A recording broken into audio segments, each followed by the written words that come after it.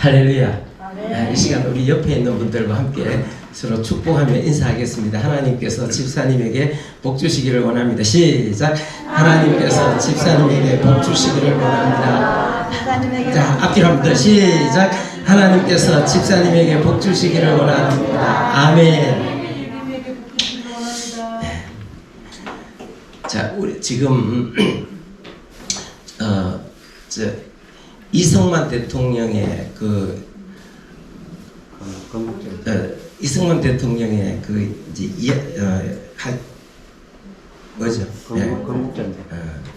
이승만 대통령을 재조명하는 영화, 다큐멘터리 영화 건국 전쟁이 지금 전국에 완전 열풍을 일으키고 있습니다. 사람들이 그거 보고 나와서 참 감격했다. 가슴이 웅장해진다. 너무 슬프다. 너무 안타깝다. 너무 죄송하다. 그런 어떤 후기들을 막 이제 올리고 있습니다. 자, 그래서 처음에는 10개의 상영관에서 이제 시작을 했는데 지금 막 전국적으로 확대해가지고 계속 하고 있습니다. 그래서 이제 하고 막 확대되고 있습니다. 자, 우리 의성에도 이제 안 해줘가지고 또 사모님이 가가지고 막 해가지고 이제 2시간을 이제 뭐 어떻게 해가지고 이제 했는데 하도 지금 막 사모님이 완전 그러고 또 전국적으로 그러니까 또 자기들 스스로가 이제 결정해가지고 처음에는 손톱도 안 들어가더니 월요일날 그랬죠. 네, 월요일날 저녁 7시 20분. 네, 저녁 7시 20분에 이제 그렇게 하기로 했습니다. 여러분들 이번에 한번 꼭 한번 보시면 저도 기대가 됩니다.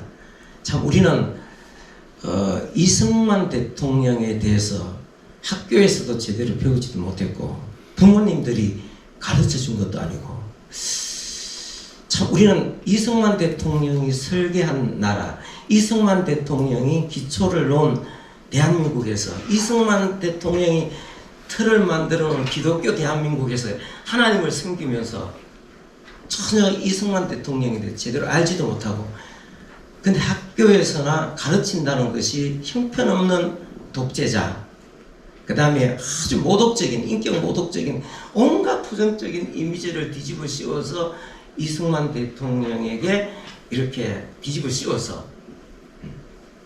참 이게 참 이 안타까운 일입니다. 그나마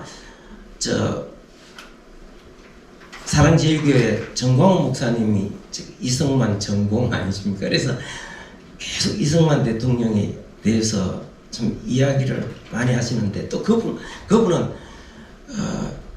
언론이 극우주의자로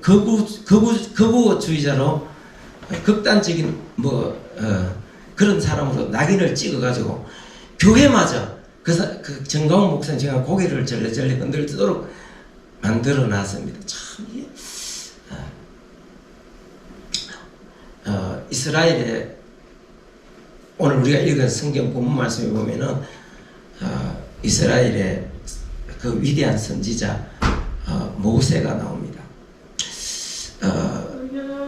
모세는 그 430년 동안 종살이하던 이스라엘 백성들을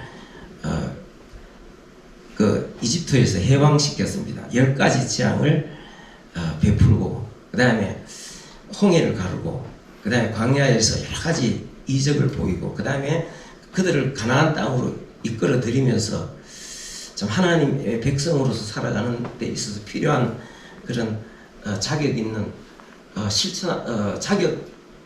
하나님의 백성으로서 자격 있게 살아가도록 율법을 가르쳤습니다. 자, 그런데 그것은 모세가 위대한 것이 아니라 하나님께서 모세를 들어서 위대하게 쓰셨습니다. 사실 사람은 아무것도 아닙니다. 그냥 사람은 사람일 뿐 하나님께서 모세를 들어서 위대하게 쓰셨을 뿐입니다. 자, 이스라엘에 모세가 있다면 우리나라는 이승만 대통령이 있습니다. 자, 이승만 대통령은 왕가의 후손으로 태어나서 이 반란을 일으켰다는 혐의로 체포되어서 재판을 받고 사형 선고를 받았습니다. 그래서 24살 때부터 한 7년, 8년 정도 감옥에서 살았습니다. 이 사람은 감옥에서 사형 선고를 받고 이제 감옥에서 칼을 쓰고 있었습니다. 언제 사형이 집행될지도 모르는 이제 그런 상황입니다. 여기 이쪽에 제일 왼쪽 이 사람이 24세 때부터 되게 나이 들어 보이죠. 근데 이 사람이 한 26세 때 찍은 사진인 것 같아요. 자, 그런데 이분이 칼을 쓰고 사형을 기다리면서 인생이 너무 참 젊은 나이에 죽기는 너무 공허하잖아요. 그리고 참 사형당하는 것 자체가 너무 비참하고 두렵잖아요. 그래서 선교사들이 들여보내준 감옥에서 성경을 읽기 시작했습니다. 목에는 칼을 쓰고 있었습니다. 칼은 뭐냐면 이렇게 죄수들이 꼼짝 못하도록 목에다가 이렇게 나무 판자 가지고 만들어갖고 이렇게 딱 했는데 제가 꼼짝도 못합니다. 그리고 이승만 뒤쪽으로 이렇게 손이 결박되어서 이런 상태에서 자기 혼자 성경 읽을 수도 없는 상태. 몸은 막 고문을 받아가지고 온 몸이 만신창이가 돼갖고 막 엉망진창이 된 상황에서 계속 감옥에서 성경을 읽다가 예수 그리스도를 만났습니다. 그리고 거기에서 기도하면서 하나님께서 거기 보여주신 비전이 뭐냐면 대한민국입니다. 얼마나 놀랍습니까? 그래서 그는 나중에 천신만고 끝에 참 석방되어서 미국에 가서 아주 유명한 대학에서 공부를 합니다. 프린스턴에서 공부하고 하버드에서 공부하고 또 조지 워싱턴 대학에서 또 공부하고 자 그래 하고 철학 박사 학위도 받고 이 사람은 참 거기에서 자기가 참 대학 교수로 재직하면 얼마든지 따뜻하게 살 수 있었음에도 불구하고 그 길을 택하지 않고 독립운동을 합니다. 독립운동을 하는 데 있어서 그는 총을 들고 싸운 것이 아니라 한미 우호협회라는 단체를 만듭니다. 그래서 그 단체에는 수많은 사람들, 외국 정계, 의사들, 교수들, 학자들 이런 사람들 회원들이 수만 명이 있는데 그것을 모여가고 거기는 전부 다 70, 80%가 전부 다 기독교인들입니다. 한창 그때 미국이 신앙적으로 굉장히 뜨거웠던 시절입니다. 거기에서 그는 계속해서 여러분 한국은 해방돼야 됩니다. 해방되고 독립돼야 됩니다. 독립시켜야 됩니다. 하면서 계속 그렇게 사람들에게 그것을 가르쳤습니다.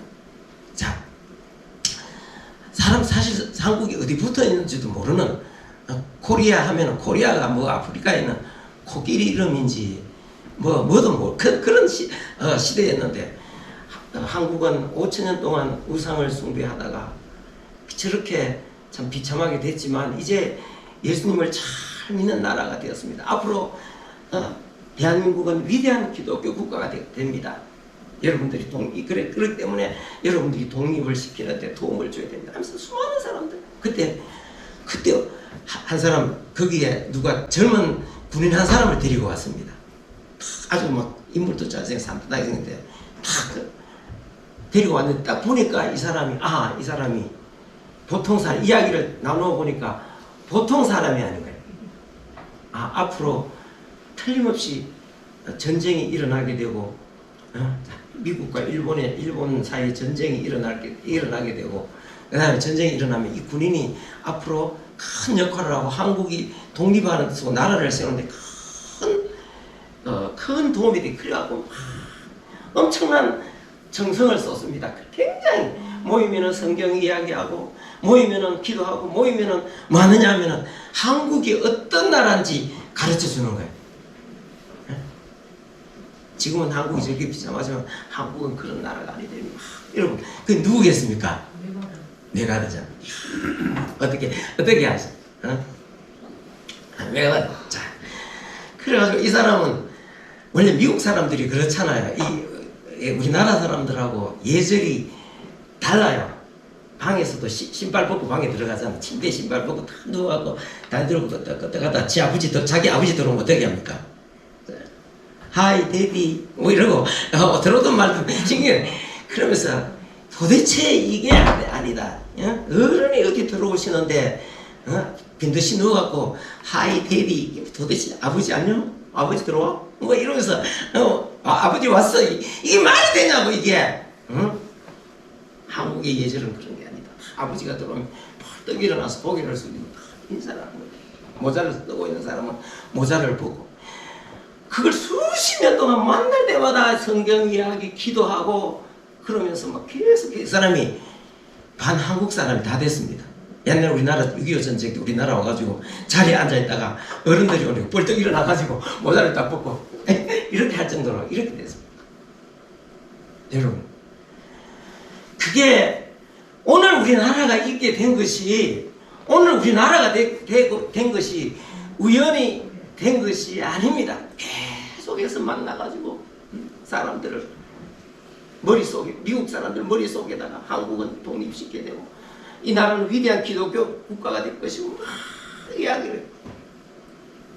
저 사람이 미군 몇 명을 데리고 온 줄 압니까? 178만 명 데리고 왔습니다. 그리고 인천 상륙작전 5,000분의 1 확률밖에 없다는데, 아니 그 위험을 무릅쓰고 왜 하겠습니까? 그렇게 늘 기도하고 이 나라를, 이 대한민국이 얼마나 중요한 존재, 하나님 앞에 중요한 존재라는 것을 계속 이야기하고 같이 기도하고 막 계속 해왔기 때문에 그게 가능했다는 것입니다. 그런데 어떻게 해서 오늘날 우리나라 사람들은 이승만 대통령에 대해서 그렇게 무심하고 그 다음에 저주하고 온갖 부정적인 모독적인 이미지를 뒤집어 씌워서 끊임없이 저주를 하는 것입니까? 왜 그렇습니까? 여러분, 이거는 은혜를 원수로 갚는 것이다. 교회에서조차 오늘 성경에 보십시오.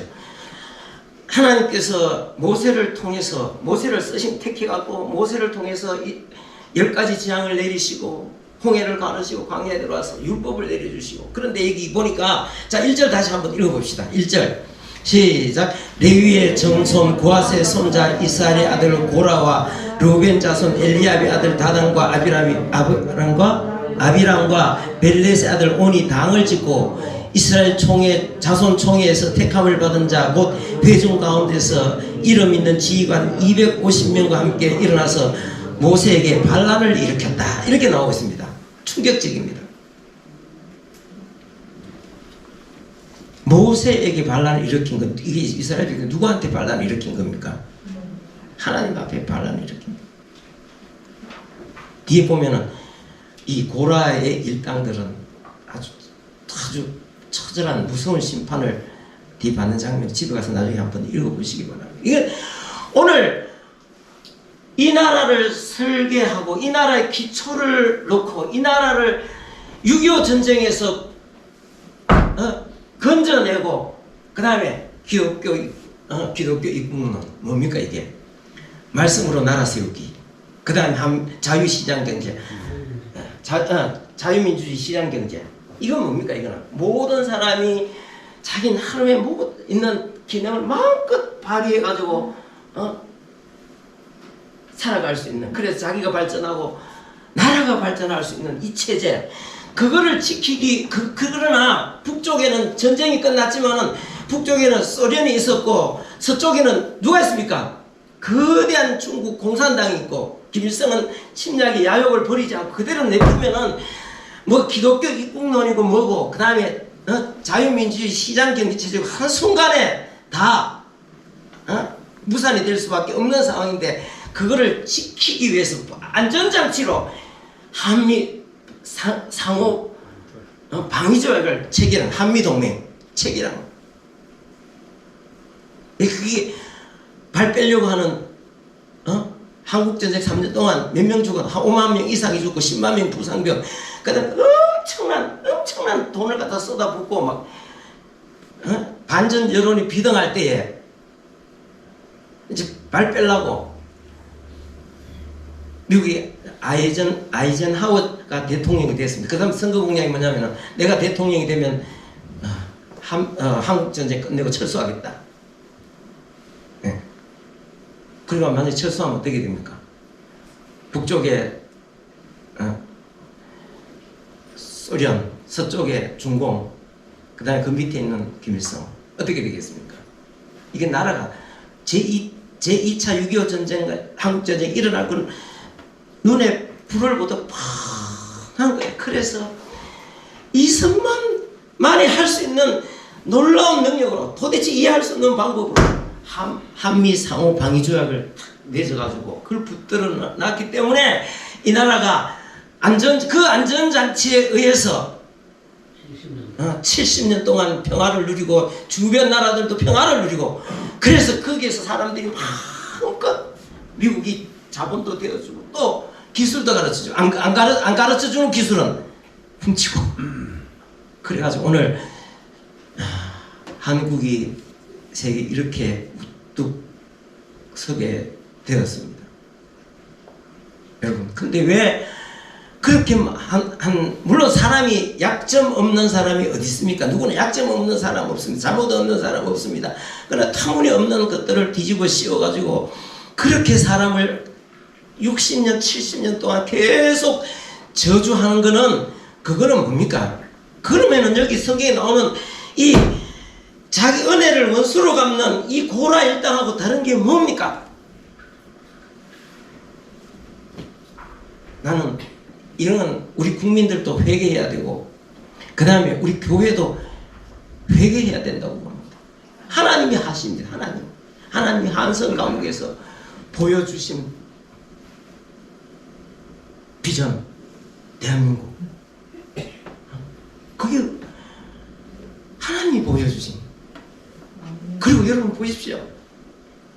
해방되고 6.25에서 6.25를 극복하고 참 대한민국 기도를 시작해서 지금까지 오게 된 것 그건 하나님이 이 사람이 위대한 것이 아니라 하나님이 하신 일인데 그러면은 하나님이 그 사람을 통해서인데 그 사람을 완전히 악마화 시키면은 그게 하나님 앞에 그게 뭡니까 그게 우리 교인들 너무 무관심 하나님이 하신 일을 거부하는 거나 마찬가지 아닙니까? 그럼 어떻게 해서 이렇게 됐느냐 여러분 어떻게 해서 이승만 대통령이 이렇게 악마화 시키고 모독적인 그런 저주들을 계속 70년 동안이나 해왔느냐 아마 그거는 자 세계가 2차 대전이 끝나면서 이 거대한 유라시아 지역 전체가 다 공사가 됐는데 그 공사를 막은 사람 바로 이승만 대통령 아닙니까? 이승만 대통령이고 전체가 지금 저 많은 나라들이 다 공산화가 됐는데 당시 세계 지도자들은 공산주의가 뭔지도 몰랐습니다. 사람이 다 평등하게 사는 거 그건 멋지구만. 사람 위에 사람 없고 사람 아래 참 모두가 다 같이 해가지고 공평하게 나눠 먹고 사는 사람들이 우리나라 사람들도 해방이 되고는 70% 80%가 참 공산주의가 좋다고 세계 지도자들 다 비슷한 생각 갖고 있어. 근데 그게 아니라고 주장하면서 막아낸 사람이 그러니까 김일성이는 한반도 전체를 혁명을 통해서 다 공산화를 시켜야 되는데 그것을 못했기 때문에 그 원한이 맺힌 원한이 이승만에 대해서 원한이 맺힌다.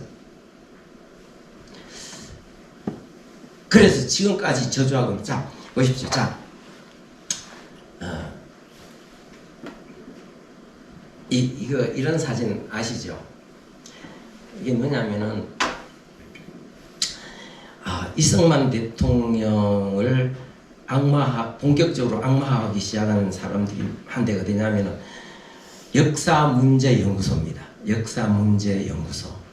그 역사문제연구소라는 것을 누가 설립했는가 하면은 얼마 전에 서울시장 하다가 몇 년 전에 미투 사건으로 자살한 박원순 저 사람 보통 사람 아닙니다. 참 저 사람 그쪽 세계에서 상당히 레벨이 높은 사람으로 알고 있고 아마 그 사람이 그렇게 자살해서 죽지 않았다면 아마 저 사람이 이번에 대통령이 됐을 가능성이 굉장히 높습니다.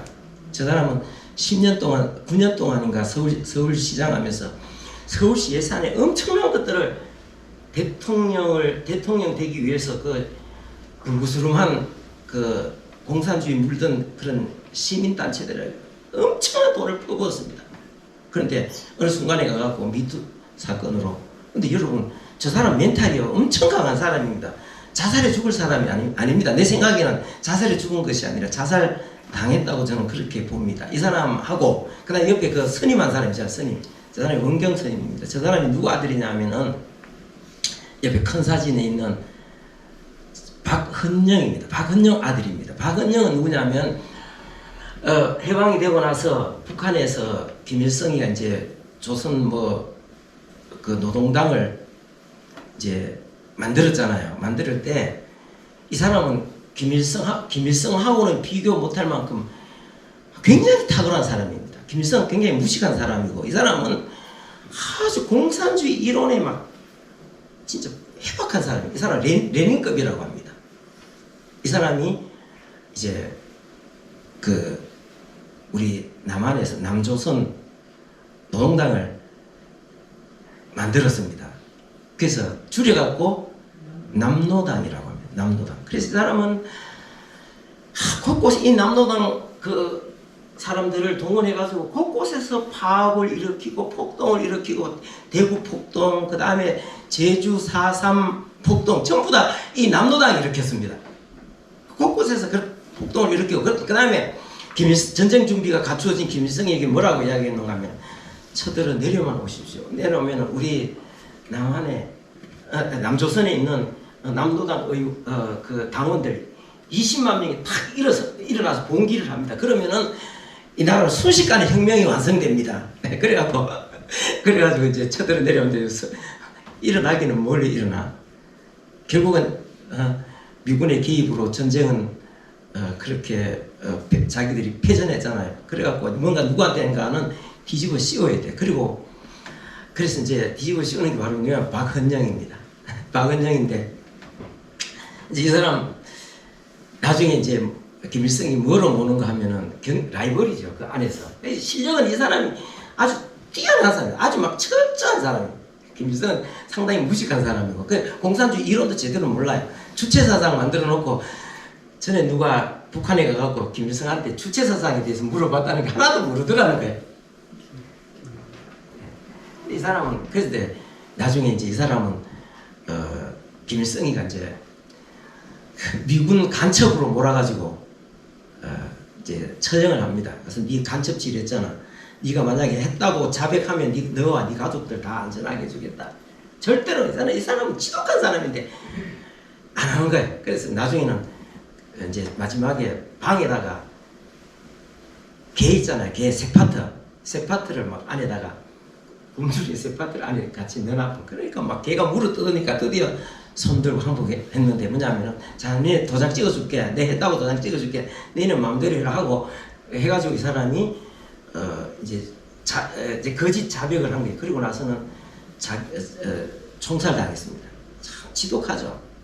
이게 바로 공산주의 세계에 참 이런 숙청자도 계속 일어납니다. 자, 일어나는데 그래서 이 사람 아들입니다. 이 사람 아들인데 이 사람 그 부인은 따로 있는데 그 일 봐주는 사람하고 사이에서 이제 그 나는 사람이 바로 옆에 있는 저 원경 스님 저 사람입니다. 저 사람이 이제 58년도에 박헌영이 죽고 58년도에 이제 소식을 자기 아버지가 어떻게 됐다는 소식을 들었죠. 그래서 이 사람 나중에 성례의 길을 택하는데 두 사람이 박원순하고 그 다음에 이 원경 스님 이 사람하고 둘이 만든 게 역사문제 연구소입니다. 근데 제일 먼저 한 게 뭐냐면은 이성만 조작한 거예요. 이 역사문제 연구소는 여기는 그 영향력이 막강합니다. 여러분 박원순 보십시오. 서울시장 9년 동안 하고 엄청 이 사람 엄청난 사람입니다.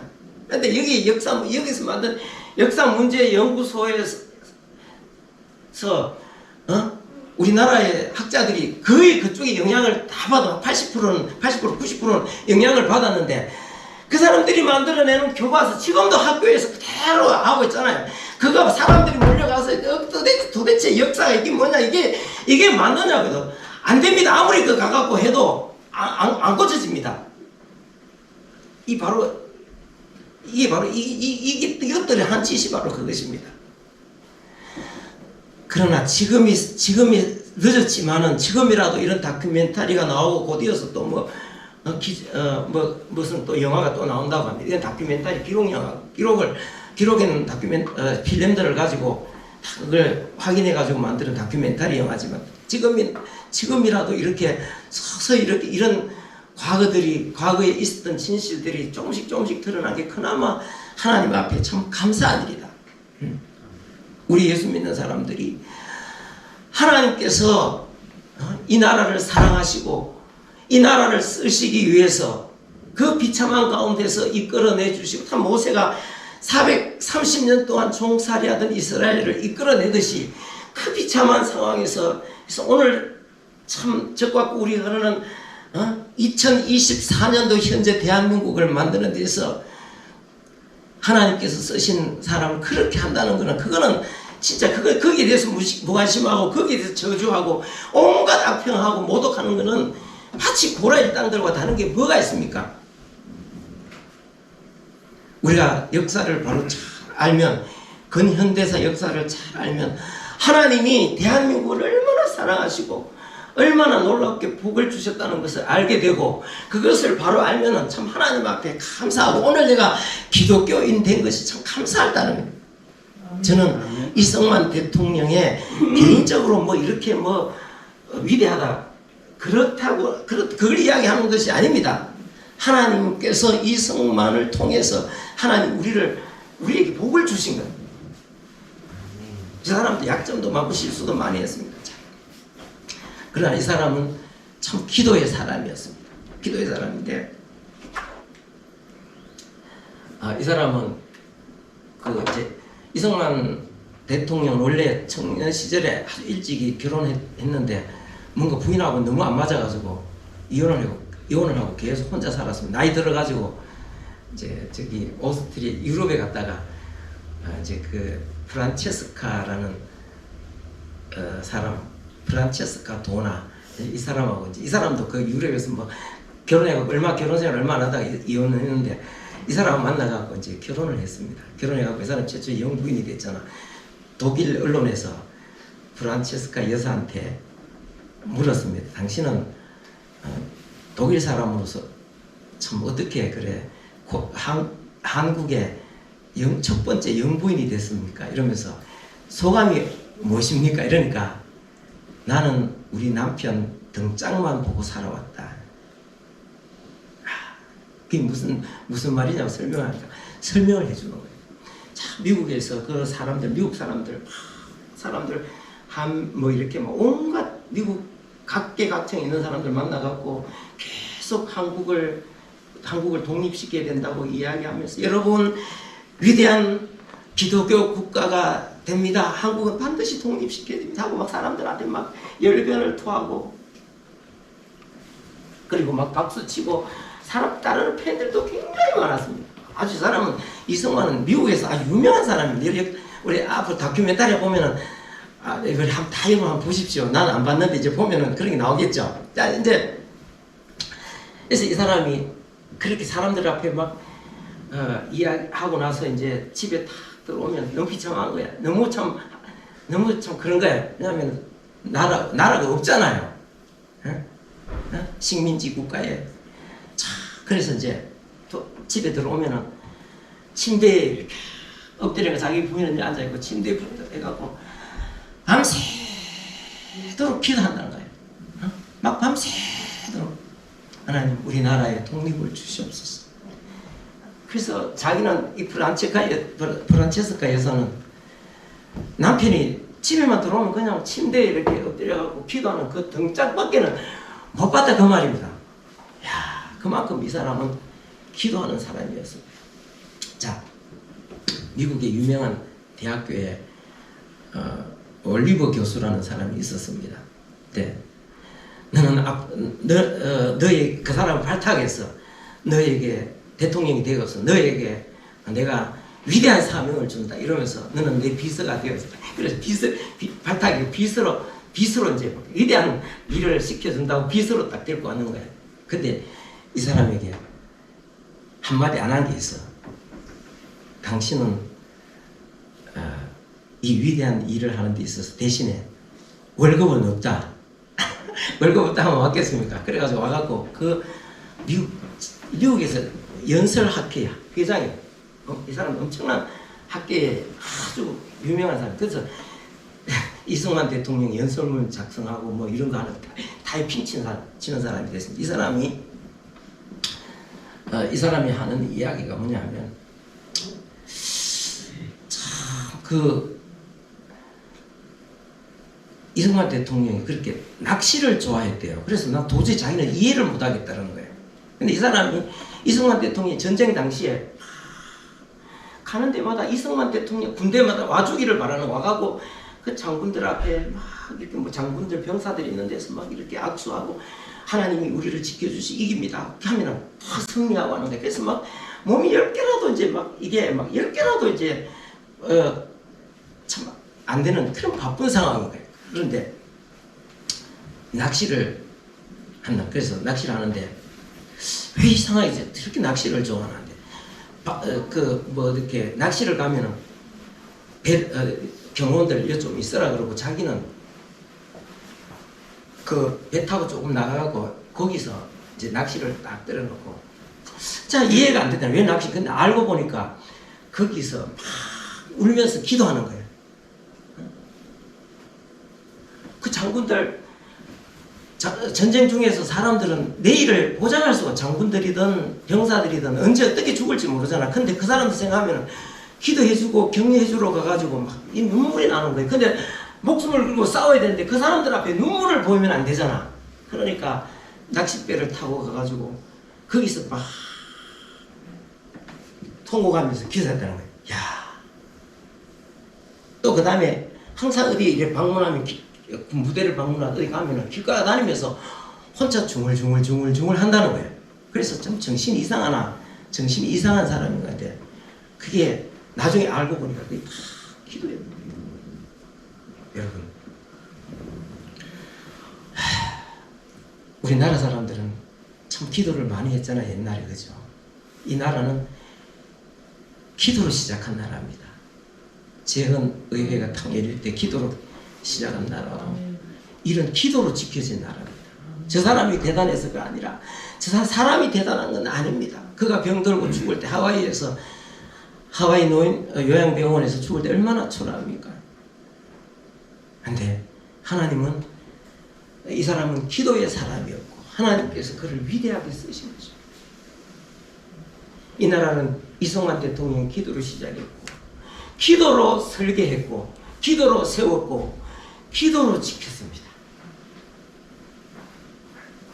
여러분, 그런데도 우리 예수 믿는 사람들이 이런 역사도 모르고 나도 잘 몰랐죠. 우리 저기 책 5권 정도 이승만에 대한 책 6권 정도 갖다 놨습니다. 저기 있습니다. 있어도 그렇게 늘 자주 볼 새도 참 없습니다. 근데 보세요. 교회에서조차 이렇게 이야기를 끄집어내는 것조차도 부끄러워하는 이런 세상이 되었습니다. 이거는 은혜를 원수로 갚는 거고 하나님께서 이승만을 통해서 우리 민족에게 한국교회 베푸신 은혜를 뭐 하는 겁니까 이게? 여러분 기억하십시오. 이제 재조명하고 이런 역사를 재조명하면 참 하나님께서 이 나라를 얼마나 사랑하셨구나. 이 나라는 기적 가운데서 일어섰구나.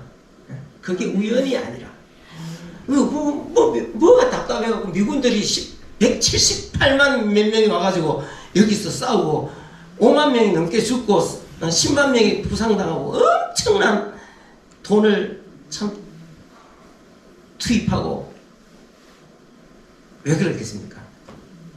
그게 하나님의 역사라는 것입니다. 저는 그렇게 생각합니다.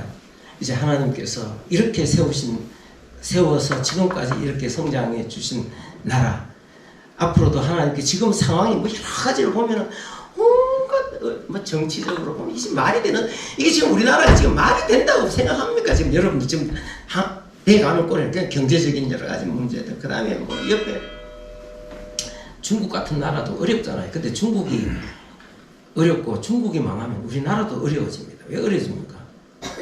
우리가 그동안 참 중국을 통해서 이렇게 뭐 수출도 하고 뭐, 그러니까 참 저런 나라들은 옆에 있는 것도 겁나고 없는 것도 겁나고 참 있어도 겁나고 잘 돼도 겁나고 망해도 겁나고 옆에 붙어 있는 나라들, 뭐 여러 가지 상황들이 세계가 다 어렵습니다. 어렵지 않는 나라가 없습니다. 그렇지만 나는 하나님께서 이렇게 세우신 이런 과거 이렇게 우리나라를 세워주신 하나님께서 앞으로 참 굉장한 놀라운 일을 하실 거라고 저는 믿습니다. 그러니까 우리가 기도하고 기대하면서 하나님 앞에 감사하면서, 과거가 우리 지금 현대사가 부끄러운 것이 아니라 하나님이 역사하신 역사의 과정이었다는 것을 생각하면 우리 하나님을 찬양할 수 있습니다. 그리고 지금 현재가 아무리 어려워도 앞날에 하나님께서 좋은 날 주실 거라고 저는 믿습니다. 앞으로 북한이 개방되고 북한이 자유화되고 한번 생각해 보십시오. 지금도 뭐 전쟁이 일어나니 많이 뭔가 그렇지만 여러분, 모든 것 다 하나님의 손 아래에 있습니다. 하나님께서 우리나라를 쓰시기 위해서 저렇게 역사해 주시고, 우리 생각하면 우리가 감대할 수 있습니다. 우리 오늘 김경식 목사님 또 우리와 함께 하는데 기도 열심히 하시고 앞으로 좋은 날 있을 줄 알면서, 참 우리 김경식 목사님은 인물도 얼마나 잘생기고 인상도 좋은지 우리 다시 한번 안녕히 박수 한번 칩시다. 그 다음에 여기 이종학 전도사님 지금 신학교 공부하고 있지만 또 앞으로 또 하나님께서 어떻게 준비하고 있으면 어떻게 쓰실지 모릅니다. 나는 좋은 날이 올 줄 믿습니다. 자, 우리 여기 있는 우리 민욱이, 그 다음에 유린이, 또 옆에 혜민이, 또 지민이, 지민이 안 왔지만 하나님께서 우리가 모든 세계에 돌아가는 걸 부정적으로 보면 다 안 됩니다. 이거 하면 이것도 안 되고 저것도 안 되고 여기 큰일 났구나, 망했다, 뭐 이게 막 부동산 집 사는 사람들은 부동산 떨어진다, 큰일 났더니 망했다, 큰일 났다. 그 다음에 뭐 경제하는 사람 중국 망하는데 우리도 망한다 그러고 막 오만 걱정. 여러분 다 내려놓고 하나님 앞에 기도하면서 하나님께서 지금까지 이 나라를 도와주시고 우리 교회를 도와주시고 우리 가정을 도와주시고, 저도 살아오면서 개인적으로 참 막막한 시절 많았습니다. 큰일 났다, 이제 망했다, 이제 이게 어떻게 이 문제를 해결할까. 앞이 캄캄한 적도 많았습니다. 그런데 기도하고 나올 때 하나님께서 다 이게 우리나라는 그렇지 않습니까? 여러분 옛날에 보십시오. 그 광주 사태 같은 그런 것들은 김일성이 그러잖아요. 가슴 야, 저때 쳐내려 갔어야 되는데, 저때 쳐내려 갔어야 되는데 가슴을 쳤다 그러잖아요. 그런 순간이 한두 번이. 그러나 이 나라는 하나님에 의해서 지켜집니다. 자, 우리는 담대한 마음을 가지고 믿음으로 하나님께 기도하면서, 이승만 대통령처럼 기도하면서 가정의 모든 문제를 이기고, 그러니까 여러분 가정에 좋은 날들이 올 수 있기를 바랍니다. 이 나라 대한민국이 좋은 날이 앞으로 지금도 좋지만 앞으로 더 좋은 날이 올 것을 기대하면서 우리 하나님을 찬송하며 나갑시다. 기도하겠습니다. 아버지 하나님, 감사합니다. 하나님께서 은혜를 내려주시고 오늘도 참으로 하나님께서 우리나라에 베푸신 은혜들을 우리가 참 되돌아보며 하나님 은혜를 감사합니다. 여러 가지 상황이 참 어려운 부분도 많지만 지금까지 하나님께서 크게 위대하게 역사해 주셨는데, 앞날에도 우리 가정과 우리 교회와 이 민족을 위해서 하나님께서 크게 역사하시며 주님께서 새 일을 준비하고 계시는 줄 믿습니다. 담대한 마음으로 나아갈 수 있도록 주께서 도와주시옵소서. 우리 하나님의 뜻만이 이루어지기를 원합니다. 주께서 역사해 주옵소서. 감사합니다. 이 시간도 하나님 앞에 물질 드렸습니다. 기쁘게 받으시고 사랑하는 성도들 가정에 물질 때문에 어려움 당하지 않도록 항상 필요한 것들을 채우시옵소서. 예수님의 이름으로 기도합니다. 아멘.